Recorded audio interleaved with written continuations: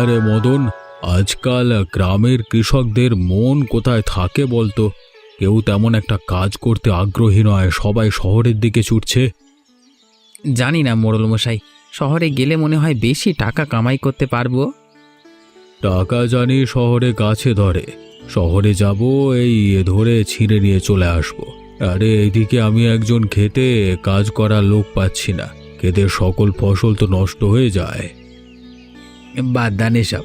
বলি কি মোড়ল মশাই, আমাদের গ্রামের শেষে মানে শেষ মাথায় যে বাড়িটা আছে না, শুনেছি ওই বাড়িতে একজন আছে, খুবই গরিব, করুণ অবস্থা, সংসার একেবারেই চলে না।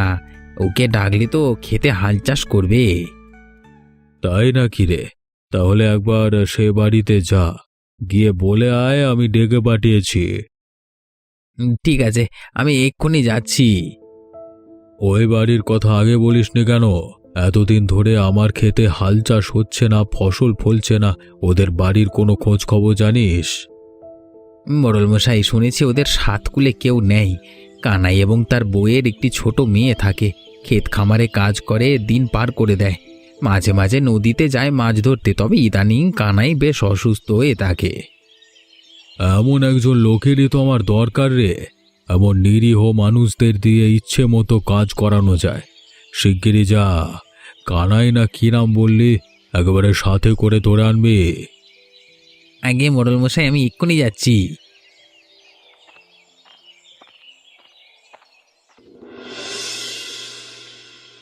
হ্যাঁ গো, এই কষ্ট আর কতদিন চলবে বলো তো?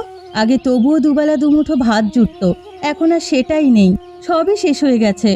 আমার এতটুকুন মেয়েটার মুখেও যে আর কিছুই দিতে পারছি না। সরলা, আমি জানি তোমার কষ্ট হচ্ছে, কিন্তু কি করব বলো? এই অসুস্থতার জন্য আগে যারা কাজে নিত তারা কাজে নিচ্ছে না, আমি বা কি করব বলো তো? সবই তো বুঝি গো, কিন্তু এই পেট যে কিছুই বুঝতে চায় না। কাল থেকে কিচ্ছুটি খাইনি, ক্ষুধার জ্বালা যে আর সইতে পারি না গো।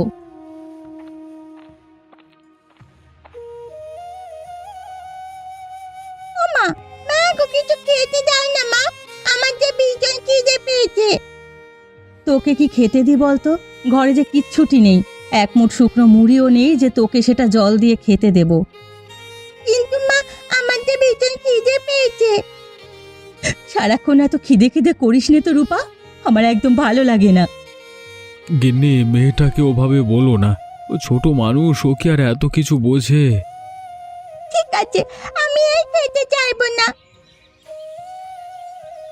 কি করব বলো তো? আমাদের বাড়ির আশেপাশে কোনো ঘর বাড়িও নেই যে কারোর বাড়িতে গিয়ে কাজ করে দুমুঠো ভাত এনে মেয়েটাকে খেতে দেব। কপাল দেখো, বাড়িখানাও আমাদের একদম গ্রামের শেষ মাথায়। বিধাতা বুঝে আমাদের কপালে সুখ একদমই লেখেনি গো। ঠিক বলেছ গিন্নি, বিধাতা আমাদের কপালে এক ফোঁটাও সুখ লেখেননি। লিখে থাকলে কি এত কষ্ট থাকতো? থাক, আর মন খারাপ করো না, আমি বাইরের দিকে গিয়ে দেখি যদি কোনো কাজ পাই।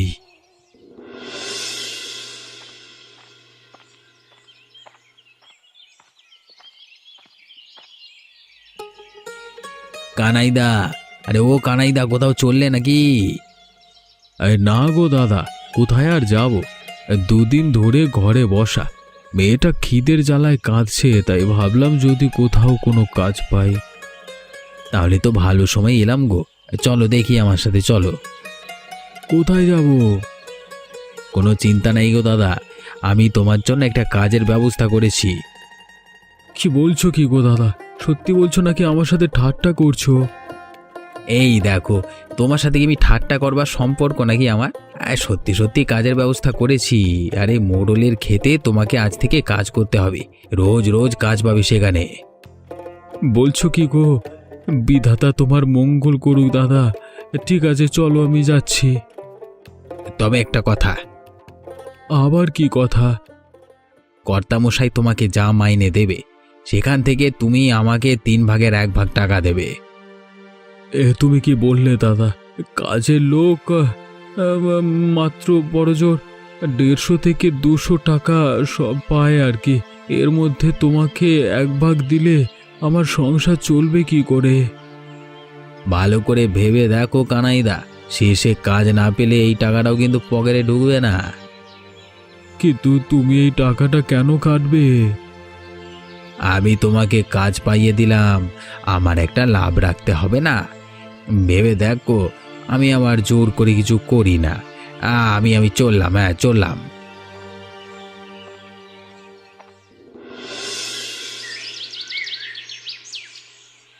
ওমা, মা গো, এই দেখো আমি কি পেয়েছি।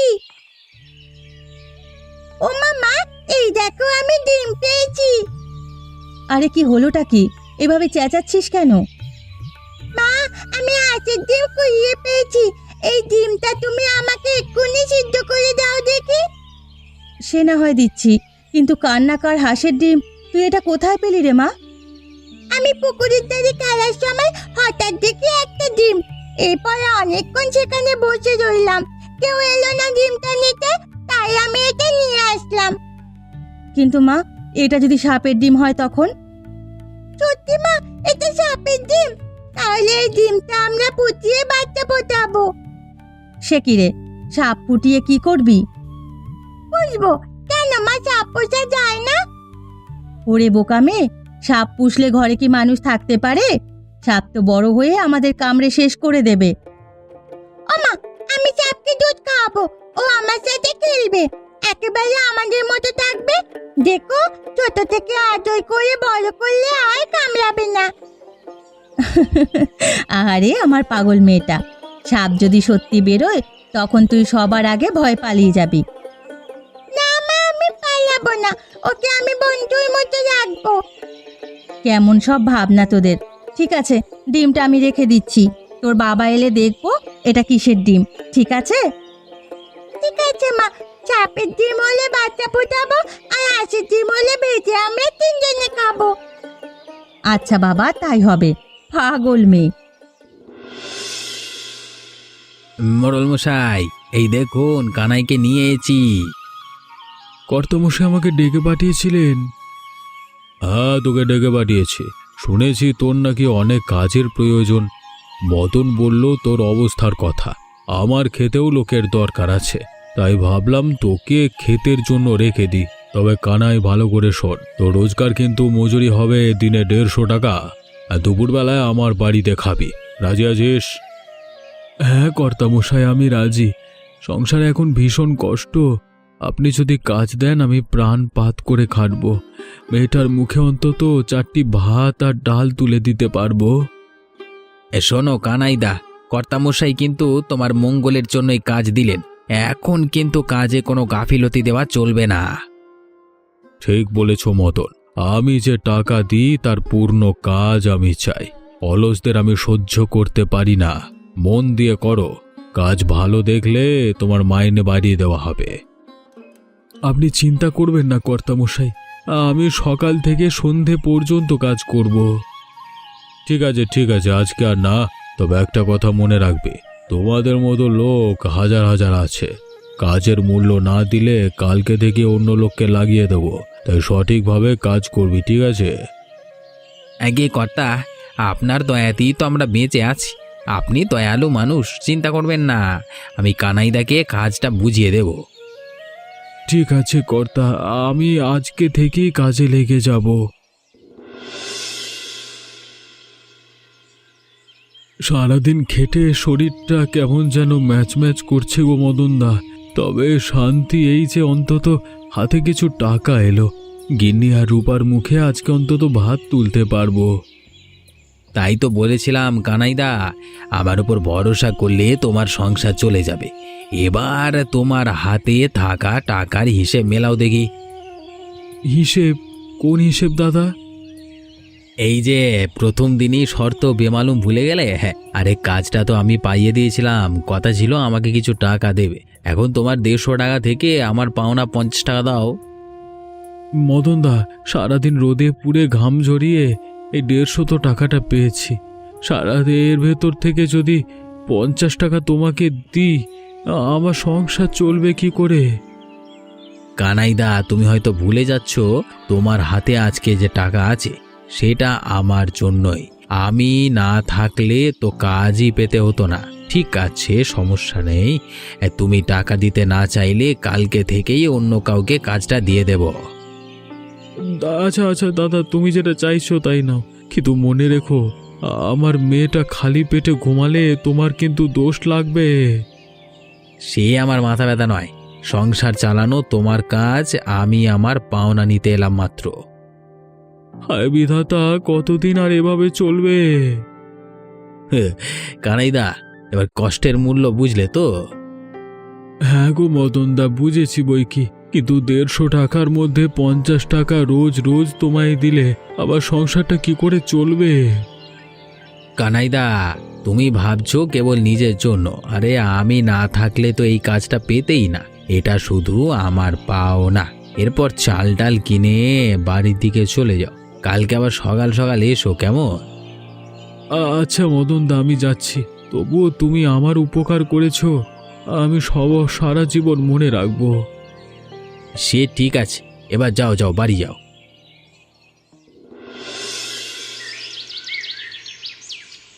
রূপামা, রূপামা কই রে মা? ও বাবা, তুমি এসেছো? এত দেরি করলে কেন বাবা? কাজ করতে গেলে একটু দেরি হবে রে মা। গিন্নি, এখানে কিছু চাল ডাল আছে, শিগগিরই রেঁধে ফেলো। সারাদিন তোমরা না খেয়ে অনেক কষ্ট করেছো। ঠিক আছে গো, যাচ্ছি। তুমি বসে বিশ্রাম করো, মেয়ের সাথে গল্প করো, আমি এক্ষুনি ভাত বসিয়ে দিচ্ছি। ঠিক আছে গিন্নি।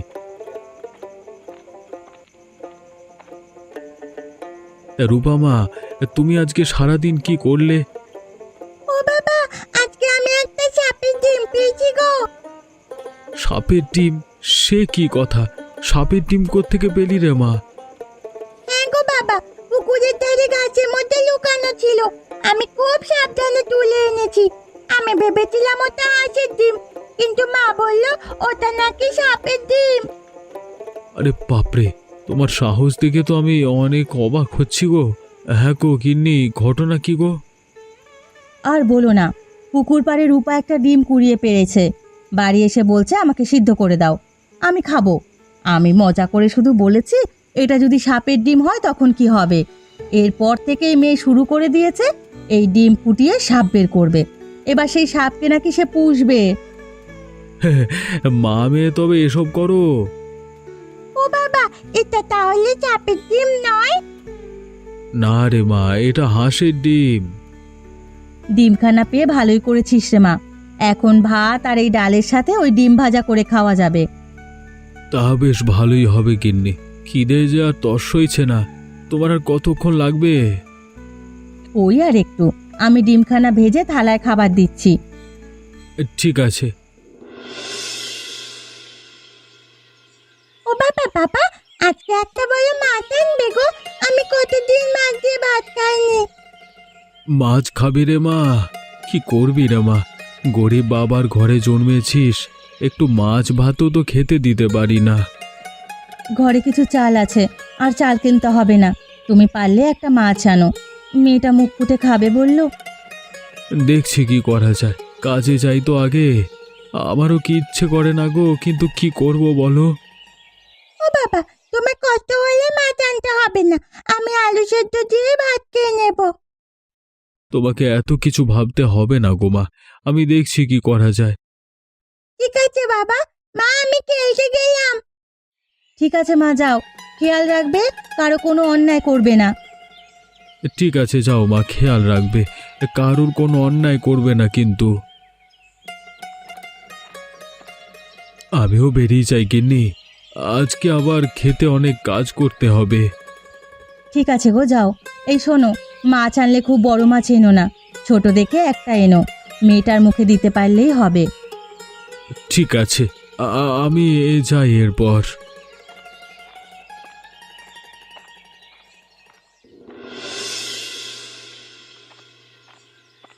হায় বিধাতা, আজকে কর্তামশাই 200 টাকা দিলেন, এদিকে মদন দাদাও আশেপাশে নেই।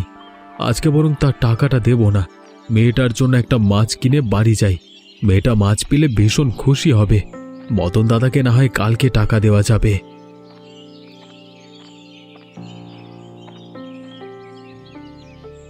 কি দাদা, মাছ নেবে? আজকে বেশ বড় মাছ এনেছি, দেবো একটা? ঠিক আছে ভাই, দিয়ে দাও। মেয়েটা আজকে বড় মাছ খাবে বলেছিল, কিন্তু দাদা এই মাছের দাম কত? অন্য কেউ হলে বেশি বলতাম, কিন্তু তোমার জন্য একদম 300 টাকা। এত দাম? এত দাম দিয়ে মাছ কেনবার ক্ষমতা কি আমার মতো গরিবের আছে দাদা? তুমি কত দেবে বলো, যদি আমার সাধ্যের মধ্যে হয় দিয়ে দেব। আমার কাছে তো মোট 200 টাকা আছে দাদা, এ টাকায় কি মাছ হবে? তাহলে এই মাছটা হবে না দাদা, তুমি বরং এই ছোট মাছগুলো নাও, ওটা 170 টাকা করে দিয়ে দেব। কিন্তু মেয়েটা যে বড় মাছ খাবে বলেছিল। কি করব দাদা, তাড়াতাড়ি বলো, নয়তো মাছটা অন্য খদ্দের নিয়ে নেবে। দাদা ওই মাছটা 200 টাকায় হবে? মেয়েটা কত শখ করে বলেছিল বড় মাছ খাবে। কি যে বলি দাদা, বারবার মেয়েটার নাম নিচ্ছ। আচ্ছা দাও, এই আজকে না হয় তোমার মেয়ের জন্য আমি মাছটা বিক্রি করলুম, একটু লস খেলাম, আর কি করা যাবে। তোমাকে কি বলে যে ধন্যবাদ দেব? আরে দাদা, এটা কোনো বিষয় না, আমারও একটা ছোট্ট মেয়ে আছে। মেয়েরা বাবার কাছে কিছু চাইলে যদি দিতে না পারি তাহলে কেমন লাগে আমি বুঝি। তুমি মাছটা নিয়ে যাও। মেয়েটা আমার আজকে ভীষণ খুশি হবে গো দাদা। রূপামা, আরে ও রূপামা, শিগগির এদিকে এসো। ও বাবা, তুমি কি মাছ এনেছো? এই দেখো তোমার জন্য কি এনেছি কি। ও বাবা, এত বড় মাছ! জানো বাবা, আজকে আমি ভীষণ খুশি। আমি কখনো এত বড় মাছ দিয়ে ভাত খাইনি। তাই তো, তোমার জন্য বড় মাছ এনেছি। তুমি আজকে পেট ভরে মাছের মাথা দিয়ে ভাত খাবে। তুমি এত বড় মাছ আনলে কেন গো? ছোট দেখে একটা মাছ আনলেই তো হতো। ওই মাছের তো অনেক দাম নিয়েছে। আমার মেয়ের মুখের হাসির দাম যে এর থেকেও বেশি সরলা। ও বাবা, তুমি কেন ভালো গো? ও গিন্নি, তাড়াতাড়ি রান্না শুরু করে দাও, আমারও যা তর সইছে না। যাচ্ছি গো, যাচ্ছি। কই গো গিন্নি, তোমার হলো? এই তো হয়ে গেছে, আমি থালায় করে ভাত আনছি, তোমরা বসে পড়ো। কি ব্যাপার কানাইদা, তুমি কি মনে করেছো? টাকা না দিলে আমি তোমাকে দিয়ে আর কোনো কাজ করাবো না। আজকে থেকেই তোমার সঙ্গে আর কোনো চুক্তি নেই। আমি মোড়লকে অন্য লোক এনে দেবো। তোমার কত বড় সাহস, তুমি আমাকে টাকা না দিয়ে চলে যাও? মদনদা, আমি তো রোজ তোমাকে টাকা দিয়েছি। কালকে মেয়েটা মাছ খাবে বলে বায়না করলো, তাই তোমাকে টাকাটা দিতে পারিনি। তা বলে তুমি আমাকে কাজ থেকে ছাড়িয়ে দেবে? তোমার মেয়ে মাছ খাবে না মাংস খাবে সেটা দেখবার বিষয় আমার না। তুমি চুক্তি ভঙ্গ করেছো, যার শাস্তিও তুমি পাবে। আর কখনো এমনটা হবে না দাদা, এবারের মতো ক্ষমা করে দাও। আমি কথা দিচ্ছি এরপর থেকে তোমার টাকা তোমাকে দিয়ে দেব। কানাইদা, তুমি আমাকে আর এসব বলো না। আজকে থেকে তুমি আমার কাজের সাথে যুক্ত নাও। আর তাছাড়া কালকে কর্তা তোমাকে 200 টাকা দিয়েছে, সেটাও আমি জানি। আয় বিধাতা, তুমি এতটা নিষ্ঠুর হয়েও না মদনদা, দয়া করো, একটু দয়া করো। তুমি বরং চলে যাও কানাইদা, আমি কর্তামশাইকে বলে দেব তোমাকে যেন এই কাজ না দেয়।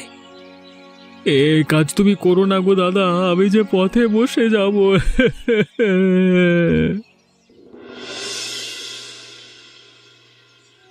কর্তামশাই দয়া করুন, আমাকে কাজ থেকে বের করে দেবেন না।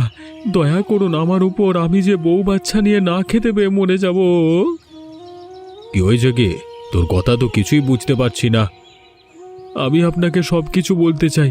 মদনদা আমাকে কাজ দিয়েছে বলে রোজ আমার থেকে 50 টাকা করে কেটে রাখে। আমি পাই ওই কটা টাকা, তার থেকে রোজ ওই 50 করে কেটে রাখতো। আমি রোজ দিতাম, না দিলে কাজ থেকে বের করে দেবে বলতো। গতকাল মেয়েটা মাছ খাবার বায়না করায় আমি আমি মদনদাকে টাকা দিতে পারিনি, তাই। আরে তাই নাকি? কি হলো এরপর? আমাকে আর কাজ দিতে যাচ্ছে না। মদনদা বলেছে আমি যেন এই কাজ না করি, সে নাকি আপনাকে নতুন লোক এনে দেবে। কে? মদনের এত সাহস হয় কি করে? তুই আমাকে আগে এসব বলিসনি কেন? ভয়ে ভয়ে কর্তামশাই, ভয়ে। আজকে আমার পিঠ দেওয়ালে ঠেকে গেছে, তাই বাধ্য হয়ে আপনার কাছে এলাম। মদন, রে মদন, শিগগিরই আমার সামনে আয়।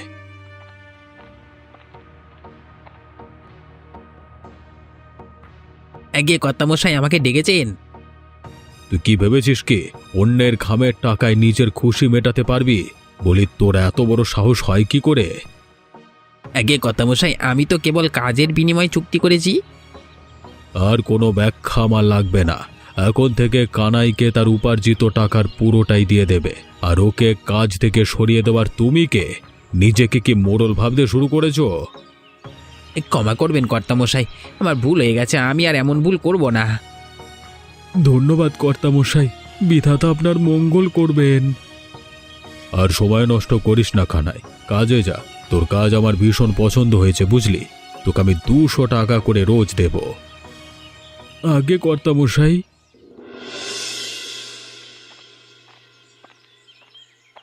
কানাইদা, আরে ও কানাইদা, একটু দাঁড়াও না গো। আমাকে ক্ষমা করো মদনদা, আমি বাধ্য হয়ে মোড়লের কাছে গেছি। আমাকে আর লজ্জা দিও না গো দাদা, আমি সত্যি লজ্জিত। এভাবে বলো না, আমি কিছু মনে করিনি। না গো কানাইদা, আমি সত্যিই ভুল করেছি। আজকে থেকে আর তোমার সঙ্গে এমন আচরণ করব না। আমার সমস্ত ভুলের জন্য ক্ষমা চাচ্ছি গো। মদনদা, তুমি তোমার ভুল বুঝতে পেরেছো, এটাই অনেক। এবার থেকে কাজ ভালোভাবে করো, আর কাউকে অপমান করো না। হ্যাঁ কানাইদা, আমি আর কখনো কারোর সাথে এমনটা করব না। দেখো মদনদা, ভুল স্বীকার করা মানুষজনের বারত্ব। এবার থেকে একে অপরকে সম্মান দিয়ে কাজ করলেই যথেষ্ট, আর কিছুই লাগবে না। তুমি মানুষটা অনেক ভালো, তাই তো আমার এমন অপরাধ সহজেই ক্ষমা করে দিলে। এসব রাগ লজ্জা সব ভুলে আমরা নতুনভাবে শুরু করি। ভাই ভাইয়ের এত রাগ পুষে রেখে লাভ নাই গো। তুমি কি বলছো? ঠিক আছে গো কানাইদা, আজকে থেকে আমরা একে অপরের ভাই আর বন্ধু। আমরা দুজন দুজনের পাশে সব সময় থাকবো। ঠিক আছে দাদা, জীবনে অনেক ঝামেলা আসবে, কিন্তু মানুষ হয়ে মানুষের পাশে বিপদে দাঁড়াতে পারলেই না হবে প্রকৃত মানুষ। একদম ঠিক বলেছো দাদা। এমনই মজার মজার গল্প দেখতে আমাদের চ্যানেলটিকে সাবস্ক্রাইব করতে ভুলবেন না।